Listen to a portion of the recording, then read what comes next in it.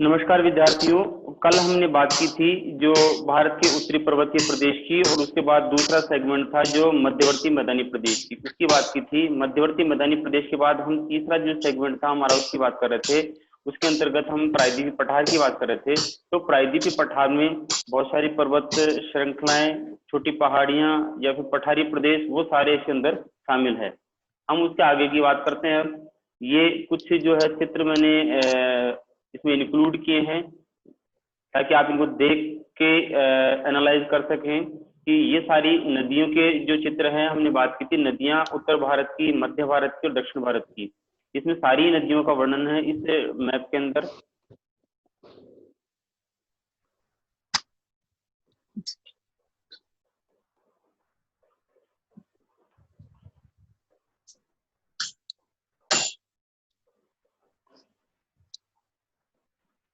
ये जो है इंडिया का ये फिजिकल मैप है, सॉरी फिजिकल क्या पॉलिटिकल मैप है जो मैंने इंक्लूड किया है ताकि आप हर एक स्टेट की जो है लोकेशन देख सको, क्योंकि हम इंडिया के फीचर फिजिकल फीचर्स पढ़ रहे हैं तो कौन सी लोकेशन कहाँ है इस वजह से इंक्लूड किया है। इसके बाद एक जो है नेचुरल है इंडिया का, वो भी मैंने इस पीडीएफ में इंक्लूड किया है ताकि आप लोग इसको देख सकें। ठीक है, इसमें जो सारी हम जो बात करते हैं पर्वत श्रृंखलाएं वो दे रखी है और फिजिकल फीचर्स है वो सारे दे रखे हैं। फिर हम आगे बढ़ते हैं। दक्षिण की प्रायद्वीपीय पठार में हम नर्मदा नदी पढ़ रहे थे। जी हाँ, हम नर्मदा नदी पढ़ रहे थे। तो नर्मदा नदी के बारे में हमने सामान्य जो बात की थी कि नर्मदा नदी है जो क्या है, गुजरात की जीवन रेखा है। और वो कहाँ से निकल रही है? वो छत्तीसगढ़ की जो अमरकंटक की जो पहाड़ियां हैं वहां से निकलती है। वहां से दो नदियां निकलती है, एक तो नर्मदा नदी, उसके साथ में एक सोन नदी निकलती है। ठीक है, तो अब ये क्या करती है, अपकेंद्रीय अपवाह प्रतिरूप का निर्माण करती है, यानी कि अपने ढाल के विपरीत बहती है। तो जैसे इसे क्या कहा गया, अब केंद्रीय अपवाह प्रतिरूप कहा गया है। और इस जो नदी के किनारे जो है कौन सा शहर बसा हुआ है, वो है जबलपुर। जबलपुर बसा हुआ है एमपी का। और इस नदी पर कौन सा एक जलप्रपात भी है जिसका नाम है धुआंधार जलप्रपात। ठीक है, इसके बाद हम आगे चलते हैं कि मध्य प्रदेश के बाद जो है ये नदी गुजरात में बहती है। गुजरात में बहने के बाद गुजरात की अंतिम सीमा जो भरूच है, भरूच के वहां से खंबात की खाड़ी में गिर जाती है और ऐश्वर्य का निर्माण करती है। जो नर्मदा नदी है वो दो नदियों को सहयोग प्रदान करती है, साबरमती और शिप्रा नदी। इन दोनों नदियों को इसे जोड़ने की परियोजना है।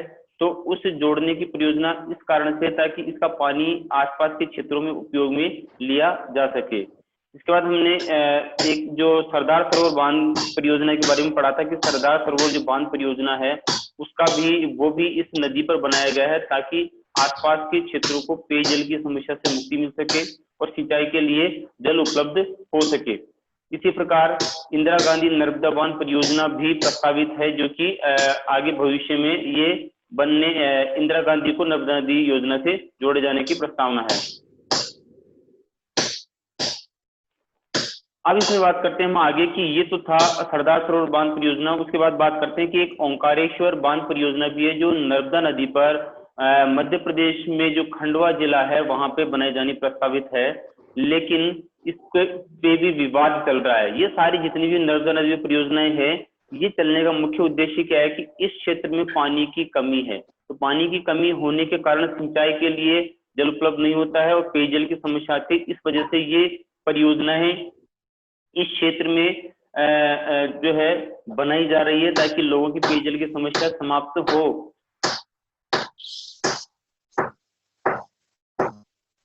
दो ही नदियां हैं जो अरब सागर में गिरती है, जिसकी हम बात करें जो नर्मदा नदी और ताप्ती नदी, दोनों ही नदियां अपने ढाल के विपरीत बहती हुई ऐश्वर्य का निर्माण करती है और अरब सागर में गिरती है।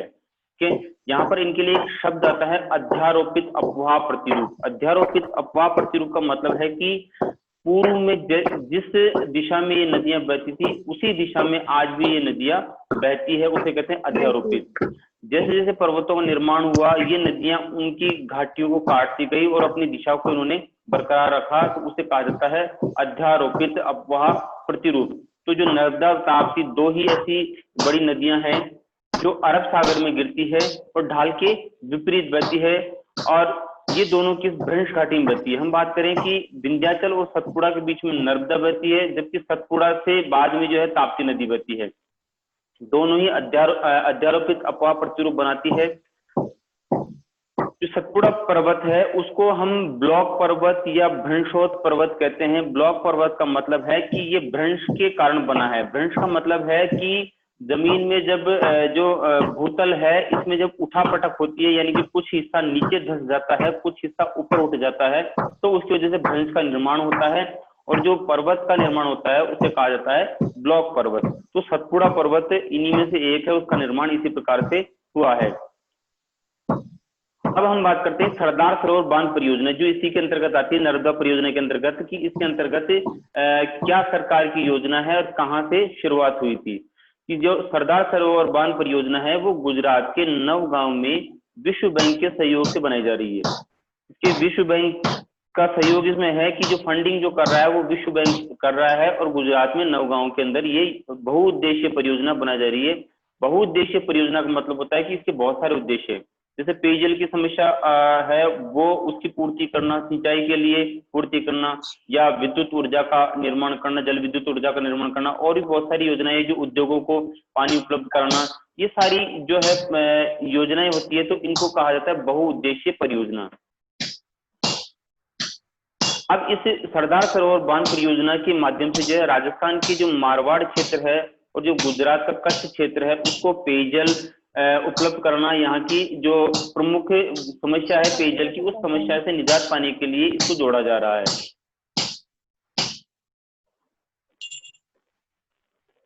जो इस बांध की ऊंचाई की बात करते हैं हम सरदार सरोवर बांध की, तो ये ऊंचाई जो थी 400 फीट थी, लेकिन 2014 में जो इसका जो प्राधिकरण है जिसने इसको सैंक्शन किया है उसने इसकी जो ऊंचाई है 400 फीट से बढ़ाकर 455 फीट कर दी है, ताकि इसमें अधिक मात्रा में जल इकट्ठा रह सके और उसकी वजह से उस जल का उपयोग सिंचाई कार्य में और पेयजल में किया जा सके। जो इसकी बात करें कि कितने क्षेत्र में इसकी जो सिंचाई सुविधा होगी, वो लगभग 6.8 लाख हेक्टेयर क्षेत्र में सिंचाई की सुविधा होगी, लगभग 3 गुना वृद्धि हो जाएगी इसकी ये ऊंचाई बढ़ाने से। और जो वर्तमान में यहाँ से जो जल विद्युत उत्पादित हो रही है उसकी बात करें तो 1450 मेगावाट की जो है जल विद्युत शक्ति उत्पादन अतिरिक्त ऊर्जा जो हम उत्पादित कर सकते हैं अगर इसकी ऊंचाई बढ़ा दी जाती है। तो इस परियोजना के जो पूर्ण होने पर गुजरात और मध्य प्रदेश के साथ ही राजस्थान व महाराष्ट्र जो है वो भी लाभान्वित होंगे। देखिए 4 जो राज्य हैं जब इनकी बात करते हैं कि वो इससे लाभान्वित राज्य हैं। गुजरात में तो नर्मदा नदी है ही, तो वो तो लाभान्वित है ही। उसके बाद हम बात करते हैं मध्य प्रदेश, राजस्थान और महाराष्ट्र, ये तीनों राज्य भी इसके साथ में गुजरात के साथ में लाभान्वित होंगे अगर इस ये नदी पर ये परियोजनाएं सफलता पूर्वक क्रियान्वित हो जाती है, तो ये सारे क्या है राज्य लाभान्वित होंगे। अगर नर्मदा नदी जो है उसको राजस्थान की जो नहरें हैं अगर उनसे जोड़ा जाता है तो ये जो है राजस्थान के जालोर और बाड़मेर जिलों के 173 गांवों को नियमित रूप से पेयजल आपूर्ति कर सकेगी। आप सोच सकते हैं कि 173 गांव एक बड़ा अमाउंट है कि 173 गांव जो है वो जालोर और बाड़मेर जिले के उनको क्या करेगी, पेयजल आपूर्ति हो सकती है अगर इस नदी को या सरदार सरोवर बांध को जो है राजस्थान की जो नहरों उनसे जोड़ा जाए। फिर हम बात करते हैं इसमें कि ओंकारेश्वर बांध परियोजना। ओंकारेश्वर बांध परियोजना की बात करते हैं तो इसमें इसका नाम है नर्मदा मालवा लिंक परियोजना। देखिए इसमें क्या है कि नर्मदा नदी से अन्य नदियों को जोड़ा जा रहा है, जिनकी मैं बात करता हूं तो वो नदियां हैं काली सिंध, पार्वती और गंभीर। इन नदियों को जोड़ा जा रहा है ताकि मध्य प्रदेश का जो क्षेत्र है या दक्षिणी पूर्वी राजस्थान का जो क्षेत्र है उनको भी पेयजल की समस्या से छुटकारा मिल सके, इसलिए इसको कहा गया है ओंकारेश्वर बांध परियोजना। एमपी में जो ये परियोजना लागू की जा रही है जिससे कि इन नदियों को जोड़ा जा सके।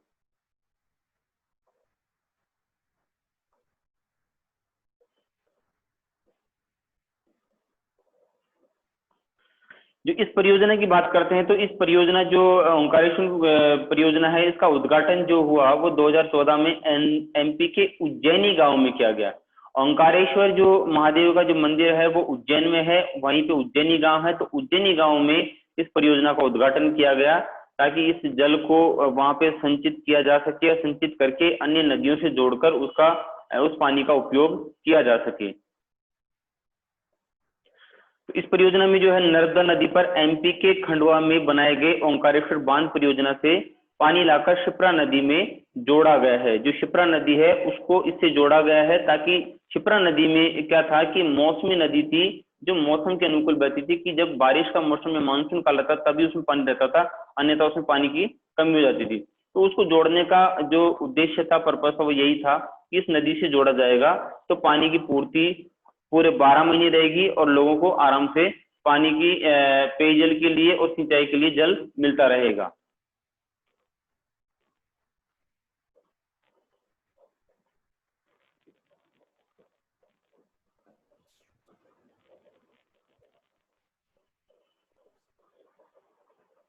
ये तो हमने आप बात करी साहब नर्मदा नदी उसके आसपास के क्षेत्र के हिसाब से कौन कौन सी परियोजनाएं चल रही है। जब हम भारत के प्रायद्वीपीय पठार की बात कर रहे थे तो उसमें अरावली की बात करी हमने, उसके बाद विंध्याचल पर्वत श्रृंखला की बात करी, फिर सतपुड़ा पर्वत श्रृंखला की बात करी। इन सब श्रृंखलाओं की बात की तो नर्मदा नदी ताप्ती नदी इन दोनों के इनके बीच में बहती है, इसलिए हमने इसके ऊपर भी चर्चा करी कि नर्मदा नदी कहाँ कहाँ बहती है और कहाँ कहाँ से ये निकलती है और इसमें क्या क्या परियोजनाएं हैं। अब हम बात करते हैं कि जो प्रायद्वीपीय पठार है उसके अंतर्गत आने वाला जो अगला जो टॉपिक है वो है हमारा पश्चिमी घाट पर्वत। पश्चिमी घाट पर्वत का मतलब है कि जो भारत के गुजरात से लेके नीचे दक्षिण में कन्याकुमारी तक का जो भारत का जो तटीय क्षेत्र है उसके समानांतर पर्वत श्रृंखला फैली हुई है, जिसे कहा जाता है पश्चिमी घाट पर्वत या सह्याद्री पर्वत। ठीक है, देखिए इसमें लिखा भी है दमन सूरत से जो कन्याकुमारी तक पश्चिमी तट के समानांतर 1300 किलोमीटर की लंबाई में विस्तृत पश्चिमी घाट पर्वत एक घनशोथ कगार है।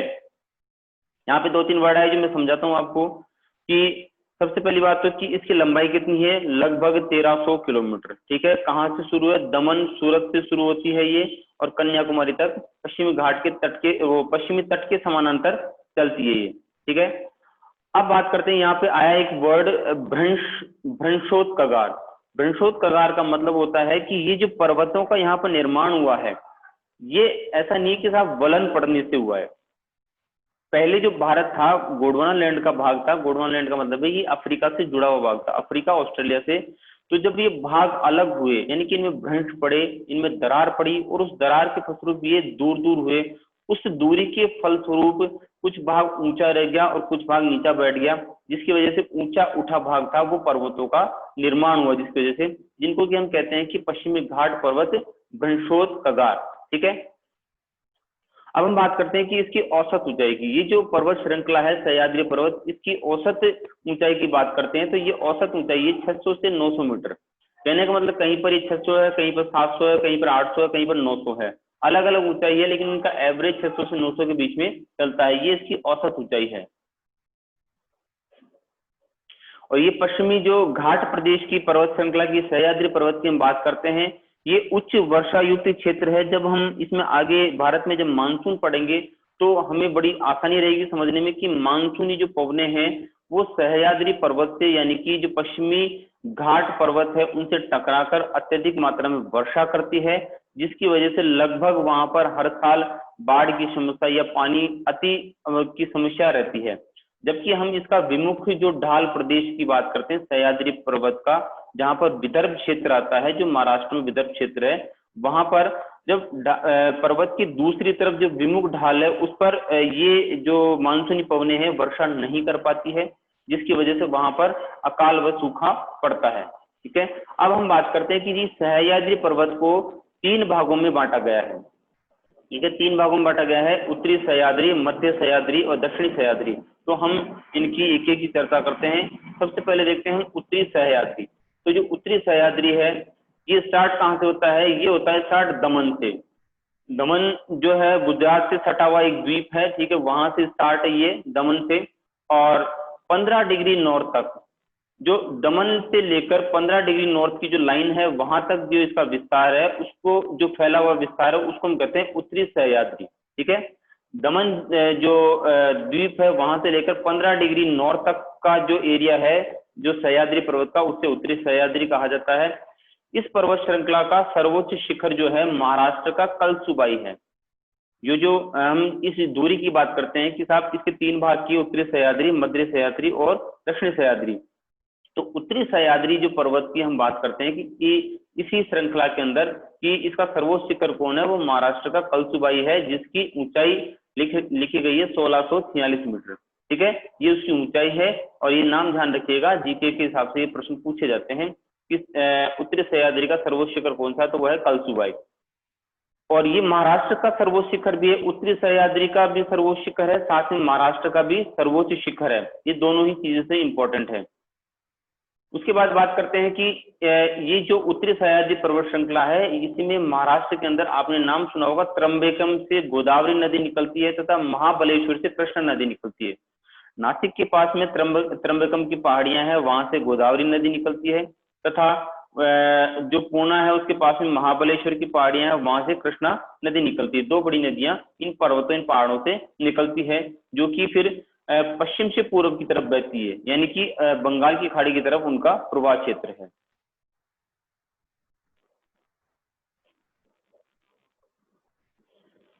बेसाल्टिक चट्टानों की प्रधानता होने से इस क्षेत्र में खनिज सामान्य रूप से पाए जाते हैं कि अगर जिन क्षेत्रों में, जिन पर्वतों में आग्नेय चट्टानें पाई जाएगी, वहीं पर ये मानिए कि वहीं पर आपको खनिज अधिक मात्रा में मिलेंगे।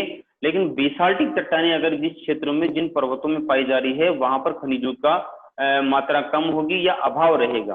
ठीक है, इसके बाद हम बात करते हैं कि इसमें ये जो उत्तरी सह्याद्री पर्वत की हम बात करें, इस उत्तरी सह्याद्री पर्वत में कि 2 दर्रे पाए जाते हैं। नाम ध्यान रखिएगा किन के बीच में है, बड़ी इंपॉर्टेंट चीज है, आपके जीके के पर्पज से काम में आएगी, जैसे नोटा में पूछ लिया जाता है आपके एग्जाम में। तो ये एक दूसरे को जोड़ते हैं। जैसे मुंबई से पूना के बीच में जो दर्रा है उसे कहा जाता है भौर घाट। दर्रे का मतलब होता है कि 2 पहाड़ियों को जो काट कर जो जगह बनाई गई है या प्राकृतिक तरीके से जगह बनी हुई है, उसे दर्रा कहा जाता है। तो मुंबई को जो पूना से, देखिए मुंबई जो है पश्चिम की तरफ है, जबकि पूना पूर्व की तरफ है, उनके बीच में ये पर्वत है। तो ये पर्वत के बीच में से जो रास्ता है, जो दर्रा है, वो उसका नाम क्या कहलाता है, भौर घाट। यानी कि मुंबई से पूना के बीच में जो दर्रा है उसे कहा गया भौर घाट। फिर उसके बाद हम बात करते हैं कि मुंबई से नासिक के बीच में जो दर्रा है, यानी कि आने जाने का जो रास्ता है पर्वतों से, उसे कहा गया है थाल घाट। ये उत्तरी सह्याद्री पर्वत के भाग है। ये भी इंपॉर्टेंट चीजें पूछी जाती है कि साहब भौर घाट व थाल घाट कौन से पर्वत श्रृंखला के पार्ट है, तो ये उत्तरी सह्याद्री के हैं। मुंबई को नासिक से थाल घाट, जबकि मुंबई को पुणे से भौर घाट दर्रे द्वारा मिलाया जाता है। उसके बाद ये तो हमने बात करी उत्तरी सह्याद्री पर्वत की। अब बात करते हैं मध्य सह्याद्री पर्वत की। ठीक है, मध्य सह्याद्री पर्वत की बात करते हैं तो इसका जो विस्तार है वो है 15 डिग्री उत्तरी से 11 डिग्री उत्तरी के मध्य। हमने उसकी बात की थी उत्तरी सह्याद्री की, वो था दमन से लेके 15 डिग्री उत्तरी तक। जबकि मध्य सह्याद्री की बात कर रहे हैं तो ये है 15 डिग्री उत्तरी से लेकर 11 डिग्री उत्तरी के मध्य फैला हुआ है साहब ये पर्वत। और इसका जो विस्तार है वो कहाँ है, ज्यादातर कर्नाटक और गोवा से संबंधित है। जब महाराष्ट्र के थोड़ा सा हम नीचे चलेंगे तो कर्नाटक राज्य का विस्तार है और उसके साथ में गोवा राज्य का विस्तार है। तो इन दोनों राज्यों में इसका विस्तार है। और इस पर्वत श्रृंखला यानी मध्य सह्याद्री पर्वत श्रृंखला का जो सर्वोच्च शिखर की बात करते हैं हम, वो कर्नाटक का कुद्रेमुख है। ठीक है, कौन सा है सबसे सर्वोच्च शिखर इस मध्य सह्याद्री का, वो है कुद्रेमुख, जिसकी ऊंचाई है वो 1892 मीटर है। 1892 मीटर उस कुद्रेमुख की जो है ऊंचाई है, जो मध्य सह्याद्री का सर्वोच्च पर्वत शिखर है। और ये कहाँ पर है, ये कर्नाटक में है। अब इसकी सबसे अच्छी खास बात है इस पर्वत श्रृंखला, इस जो सर्वोच्च शिखर की कुद्रेमुखी की, ये विश्व प्रसिद्ध लौह अयस्की खान भी है। यहाँ पर लोहे की, कर्नाटक में जो सबसे ज्यादा लोहा पाया जाता है वो इसी खान में पाया जाता है, विश्व प्रसिद्ध लौह अयस्की खान है। इस क्षेत्र में हम बात करें तो ग्रेनाइट और नीस जो प्रकार की है वो चट्टानें पाई जाती है। ठीक है, तो खनिजों की दृष्टि से ये क्या समृद्ध है। जैसे मैंने कहा था कि आग्नेय चट्टानें, तो ग्रेनाइट क्या है, एक आग्नेय चट्टान है। तो जिन क्षेत्रों में आग्नेय चट्टानें मिलेगी उन क्षेत्रों में क्या है, खनिजों की प्रचुरता रहेगी। तो ये वो क्षेत्र है जहां पर ग्रेनाइट और नीस प्रकार की चट्टानें पाई जाती है, जिसके कारण खनिजों की दृष्टि से ये क्षेत्र क्या है, समृद्ध है। अब हम आगे बात करते हैं इसकी कि इस पर्वत में, कौन सा पर्वत, जो कुद्रेमुख की बात करते हैं कि इस कर्नाटक के कुर्ग क्षेत्र के ब्रह्मगिरी से कावेरी नदी निकलती है। देखिए दो बड़ी नदी हमने देखी, गोदावरी और जो कि त्र्यंबकेश्वर से निकलती है, फिर उसके बाद हमने बात करी कृष्ण नदी जो कि महाबलेश्वर से निकलती है। उसके बाद तीसरी बड़ी नदी है जो कावेरी, हम उसकी बात करते हैं, ये कुर्ग क्षेत्र के ब्रह्मगिरी से निकलती है कावेरी नदी। अब ये कुर्ग क्षेत्र जो कर्नाटक में है, ये प्रसिद्ध है कहवा उत्पादन के लिए। जो हम कॉफी बात करते हैं कहवा, उसके उत्पादन के लिए। देखिए चाय और कॉफी जो है बागानों में जो उत्पादित की जाती है, और जो पहाड़ी क्षेत्र है वहीं पे उत्पादित की जाती है। तो कुर्ग वाला जो क्षेत्र है वहां पर जो कहवा उत्पादन के लिए ये प्रसिद्ध है।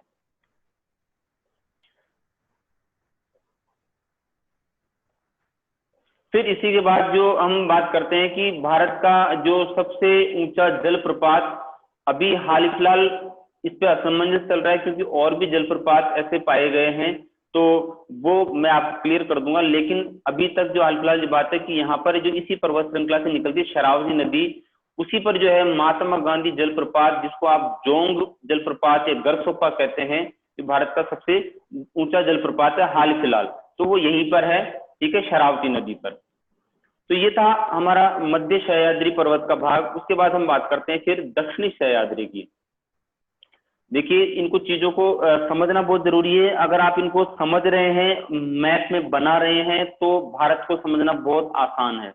ये नोट्स जो मैंने बनाए हैं इनकी पीडीएफ मैं आपके ग्रुप में सेंड कर दूंगा, वहां से इनको आप नोट डाउन कर सकते हैं, इनको प्रिंट करवा सकते हैं, वहां से समझ सकते हैं, मैपिंग कर सकते हैं। बाकी मैप का एक अलग से जो है पीडीएफ बनाऊंगा, वो मैं आपको सेंड कर दूंगा, तो कोई दिक्कत नहीं है। तो हम बात करते हैं दक्षिण सह्याद्री की।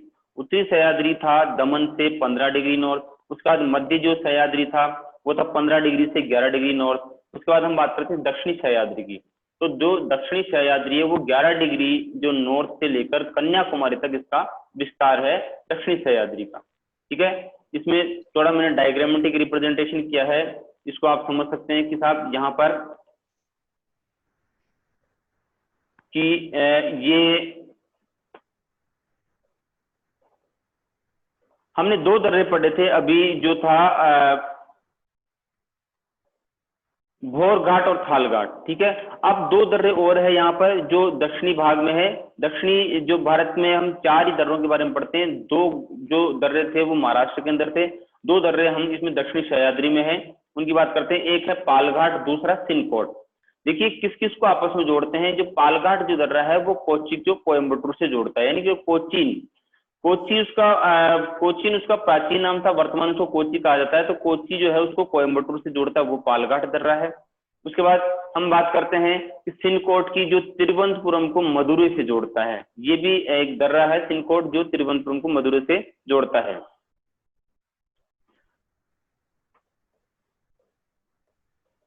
जो नीलगिरी पर्वत है इस दक्षिण सह्याद्री में, और जो अन्नामलाई पर्वत है, उनको पालघाट दर्रा विभाजित करता है, यानी कि विभाजन का कार्य करता है पालघाट दर्रा। इनके बीचों बीच है, तो एक तरफ है नीलगिरी पर्वत और दूसरी तरफ है अन्नामलाई पर्वत श्रृंखला। ये जो आप चित्र में देख रहे होंगे, एक तरफ मैंने लिखा है नीलगिरी, दूसरी तरफ लिखा है अन्नामलाई। अब यहाँ पर जो है नीलगिरी में तो एक पर्वत है दोदा बेटा, जो कि 2637 मीटर ऊंचा है। जबकि हम बात करें कि अन्नामलाई के अंदर अन्नाईमुड़ी, जो कि 2695 मीटर ऊंचा है। विद्यार्थियों को कंफ्यूजन ये रहता है कि साहब इनमें से ऊंचा कौन है, तो मैं आपको क्लियर कर दूं कि अन्नामलाई पर्वत श्रृंखला का जो अन्नाईमुड़ी पर्वत है वो इस दक्षिण सह्याद्री का सर्वोच्च शिखर है 2695 मीटर, ठीक है। दोदा बेटा इसे थोड़ा कम है, 2637 मीटर ही है, ठीक है। ये थी। अब हम इसमें बात करते हैं कि जो नीलगिरी पर्वत का जो विस्तार है वो कर्नाटक और तमिलनाडु दोनों में है, ठीक है। तो नीलगिरी पर्वत ऐसी जगह पर है जहां पर जो पश्चिमी घाट पर्वत श्रृंखला और पूर्वी घाट जो पर्वत श्रृंखला है उन दोनों को आपस में जोड़ने का काम भी करता है, कि ये वो हम जो कहते हैं गांठ का रूप है कि दोनों पर्वत श्रृंखला यहाँ पर आकर मिलती है। जो नीलगिरी पर्वत का जो है सर्वोच्च शिखर है वो दोदा बेटा है। उसके बाद हम बात करते हैं कि यहाँ पर जो हिल स्टेशन है कुछ उनके नाम लिखे हुए हैं, और ये जो नीलगिरी वाला जो क्षेत्र है, इस क्षेत्र के अंदर हम जो मसालों के लिए फेमस है, ये मसालों के लिए, चाय की जो उत्पादकता है उसके लिए, और चंदन के वनों के लिए, ये दो तीन चीजें हैं जिनके लिए ये दक्षिण सह्याद्री पर्वत फेमस है। जो कर्नाटक के जो वन क्षेत्र है उनके अंदर जो चंदन के वृक्ष पाए जाते हैं, वन पाए जाते हैं, उनके लिए फेमस है। जो पर्वतीय क्षेत्र हैं उनके अंतर्गत चाय की जो पैदावार है वो अच्छी होती है, उसके लिए जाने जाते हैं। और यहाँ पर जो है हम बात करते हैं टोडा जनजाति की, भारत में जो जनजाति की बात करते हैं तो टोडा जनजाति का यहाँ भी विस्तार है। उसके साथ में हम कुछ भाग इसका उड़ीसा और छत्तीसगढ़ के आसपास है इसका, तो वहां भी है टोडा जनजाति।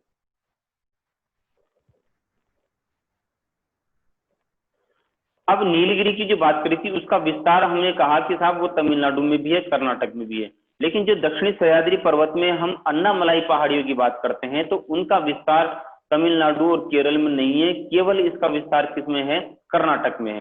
कर्नाटक में इसका अन्नामलाई का विस्तार है, न कि इसका तमिलनाडु और केरल में। अब अन्नामलाई का जो सर्वोच्च शिखर है वो हमने बात करी कि अन्नाईमुड़ी है 2695 मीटर, जो इसका इस यहाँ इस श्रृंखला का सबसे सर्वोच्च शिखर है। और हम अगर बात भी करें इसकी कि संपूर्ण दक्षिण भारत का सर्वोच्च शिखर, तो वो ही है 2695 मीटर। देखिए मध्य भारत का सर्वोच्च शिखर की हमने बात की थी तो वो था गुरु शिखर, और अगर हम दक्षिण भारत की जो सर्वोच्च शिखर की बात करें तो वो है अन्नाईमुड़ी 2695 मीटर, यह आपको ध्यान रखने वाली बात है। और उत्तरी भारत की अगर बात करें तो सर्वोच्च शिखर हमने बात करी थी जो था वो माउंट एवरेस्ट। अगर उसकी भारत में बात करें कि साहब माउंट एवरेस्ट नेपाल में पड़ता है, तो हम बात करें भारत की तो कंचनजंगा और केटू, गॉडविन ऑस्टिन जो दो है। अगर पीओके को भारत जैसे पीओके जो वाला पार्ट है वो केटू, वहां वो सर्वोच्च शिखर है। लेकिन अगर हम बात करें वो पीओके का हिस्सा है, तो अगर हम बात करें कि भारत की भूमि में स्थित सबसे ऊंचा पर्वत श्रृंखला तो वो है कंचनजंगा। ठीक है, ये देखिए हमने लिखा भी है नोट्स के अंदर कि उत्तर भारत सहित संपूर्ण देश के सर्वोच्च शिखर केटू गॉडविन ऑस्टिन जो 8611 मीटर है, ठीक है, वो पीओके में स्थित है, लिखा है। लेकिन उसके अलावा हम बात करते हैं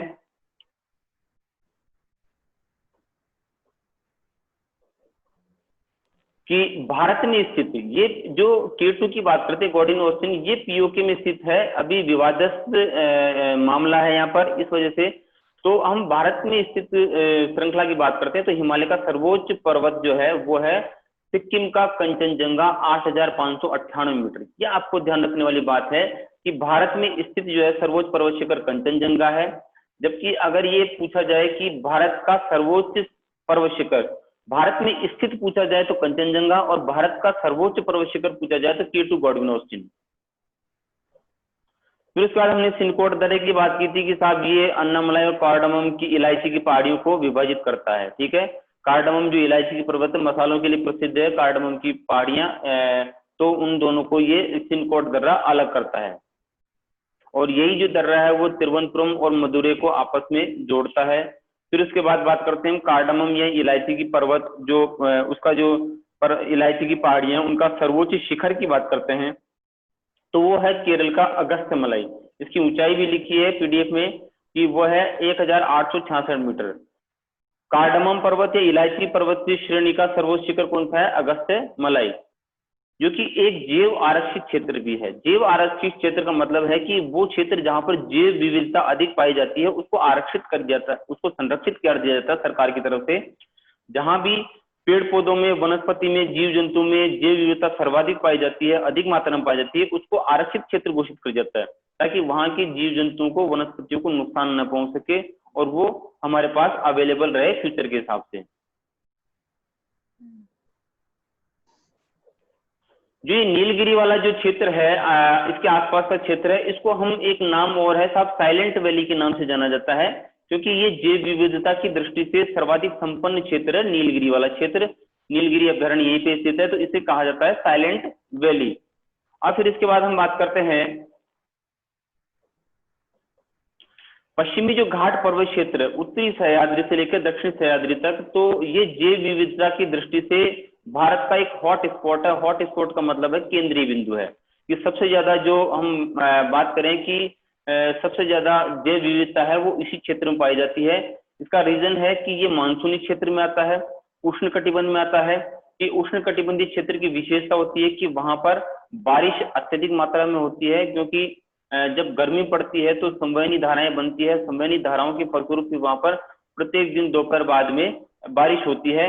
और जब भारत के अंदर हम बात करें तो मानसूनी प्रदेश होने के कारण भी मानसून अत्यधिक मात्रा में सक्रिय है। तो जितना वनस्पति को या जीव जंतु को तापमान, वर्षा, ये जलवायु घटनाएं मिलेगी, वहां पर उतने ही जीव जंतु अधिक मात्रा में पाए जाएंगे। तो ये पश्चिमी जो घाट पर्वत क्षेत्र है, ये क्या है, भारत का जैव विविधता की दृष्टि से हॉट स्पॉट क्षेत्र है। अब इसमें एक जीके के पर्पज से आपकी इंपॉर्टेंट लाइन की, जो पश्चिमी घाट पर्वत जो क्षेत्र है, इसको यूनेस्को में विश्व धरोहर के रूप में शामिल किया गया है, और ये शामिल किया गया जून 2013 में। ठीक है, यूनेस्को में हमारे विश्व धरोहर के रूप में शामिल हो गया है जैव विविधता के कारण। ठीक है, ये था हमारा पश्चिमी घाट।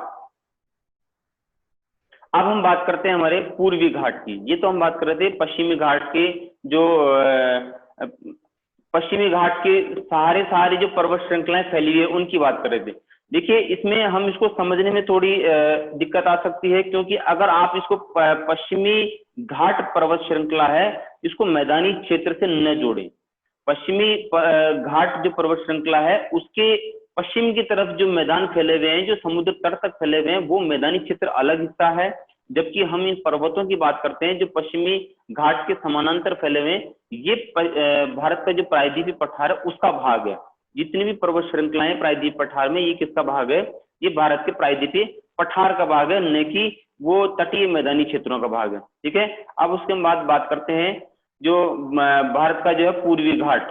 पूर्वी घाट की बात करते हैं तो पश्चिमी बंगाल से लेकर नीचे वही कन्याकुमारी तक, जो हम बात करें पूर्वी तरफ, बंगाल की खाड़ी की तरफ का जो वाला भाग है उसकी, तो वो कहलाता है पूर्वी घाट प्रदेश। पश्चिमी घाट प्रदेश में और पूर्वी घाट प्रदेश में दोनों में अंतर यही है कि जो पश्चिमी घाट प्रदेश है वहां से जो नदियां निकलती है, अब भारत का जो ढाल है वो ढाल जो है पश्चिम से पूर्व की तरफ है। तो जब भारत का ढाल पश्चिम से पूर्व की तरफ है तो नदियां भी पश्चिम से पूर्व की तरफ ही बहती हैं। तो जैसे हम गोदावरी की बात करें, कृष्णा की बात करें, हम कावेरी की बात करें, हम पेनियार की बात करें, ये जितनी भी जो दक्षिण भारत में जो नदियां हैं ये पश्चिम से पूर्व की तरफ बहती है।